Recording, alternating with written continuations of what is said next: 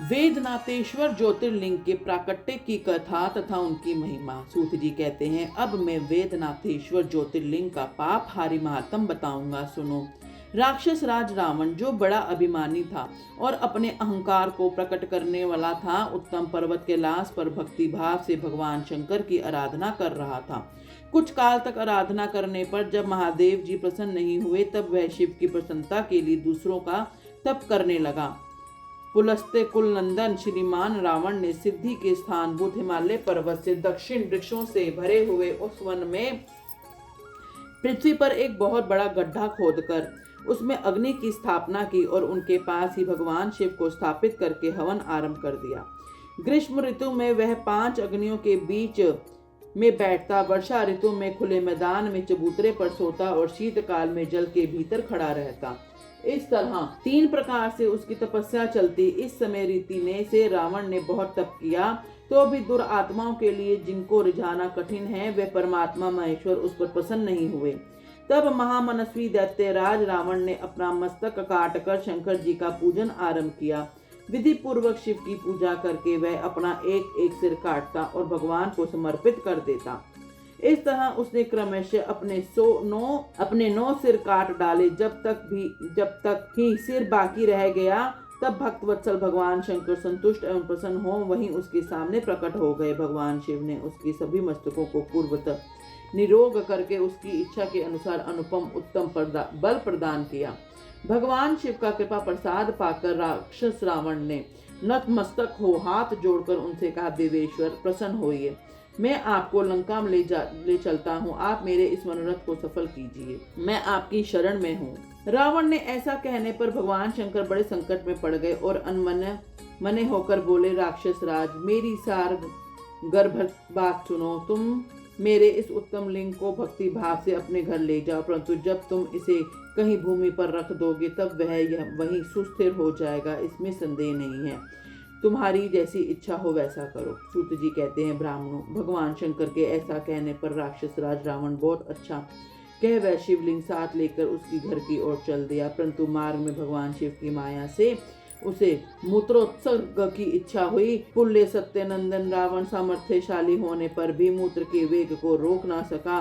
इसी समय वहां आसपास के एक ग्वाले को देखकर उसने प्रार्थना पूर्वक वह शिवलिंग उसके हाथ में थमा दिया और स्वयं मूत्र त्याग करने के लिए बैठ गया। एक मुहूर्त बीतते बीतते वह ग्वाल उस शिवलिंग के भार से अत्यंत पीड़ित हो व्याकुल हो गया। तब उसने उसे पृथ्वी पर रख दिया। फिर तो वह हीरकमय शिवलिंग वहीं स्थित हो गया। वह दर्शन करने मात्र से संपूर्ण अभिष्टों को देने वाला और पाप राशि को हर करने वाला है। मुने वही शिवलिंग तीनों लोक में वैद्यनाथेश्वर के नाम से प्रसिद्ध हुआ। जब जो सत्पुरुषों का भोग और मोक्ष देने वाला है, वह दिव्य उत्तम श्रेष्ठ ज्योतिर्लिंग दर्शन और पूजन से समस्त पापों को हर लेता है और मोक्ष की प्राप्ति कराता है। वह शिवलिंग जब संपूर्ण लोकों के हित के लिए वहीं स्थित हो गया, तब रावण भगवान शिव का परम उत्तम वर पाकर अपने घर को चला गया। वहां जाकर उस महान असुर ने बड़े हर्ष के साथ अपनी प्रिया मंदोदरी को सारी बात कह सुनाई। इंद्र आदि संपूर्ण देवताओं और निर्मल मुनियों ने जब वह समाचार सुना, तब वे परस्पर सलाह करके वहां आए। तब सबका मन भगवान शिव में लगा हुआ था। उन सब देवताओं ने उस समय वहां बड़ी प्रसन्नता के साथ शिव का विशेष पूजन किया। वहां भगवान शंकर का प्रत्यक्ष दर्शन करके देवताओं ने उस शिवलिंग की विधिवत स्थापना की और उसका वैद्यनाथ नाम से रखकर उनकी वंदना की और सत्वन करके वे स्वर्गलोक को चले गए। ऋषियों ने पूछा, सूत जी, जब वह शिवलिंग वहीं स्थित हो गया तथा रावण अपने घर को चला गया, तब वहां कौन सी घटना घटित हुई, अब यह बताइए। सूत जी ने कहा, ब्राह्मणों, भगवान शिव परम उत्तम वर पाकर महान असुर रावण अपने घर को चला गया। वहां उसने अपनी प्रिया से सब बातें कही और वह अत्यंत आनंद अनुभव करने लगा। इधर समाचार को सुनकर देवता घबरा गए कि पता नहीं वह देवद्रोही महादुष्ट रावण भगवान शिव के वरदान से बल पाकर क्या करेगा।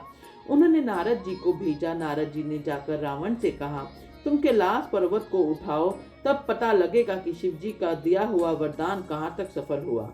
रावण को यह बात जच गई। उसने जाकर कैलाश को उखाड़ लिया। इसने सारा कैलाश हिल उठा। तब गिरजा के कहने से महादेव जी ने रावण को घमंडी समझकर इस प्रकार शाप दे दिया, महादेव जी बोले, रे दुष्ट भक्त दुर्बुद्धि रावण, तू अपने बल पर इतना घमंड ना कर। तेरी उन भुजाओं का घमंड चूर करने वाला वीर पुरुष शीघ्र ही इस जगत में अवतीर्ण होगा। सूत जी कहते हैं, इस प्रकार वहां जो घटना हुई उसे नारद जी ने सुना। रावण भी प्रसन्न चित हो जैसा आया था उसी तरह उसके अपने घर को लौट गया। इस प्रकार मैंने वैद्यनाथेश्वर का महात्म बताया है। इसे सुनने वाले मनुष्यों का पाप भस्म हो जाता है। बोलो हर हर महादेव।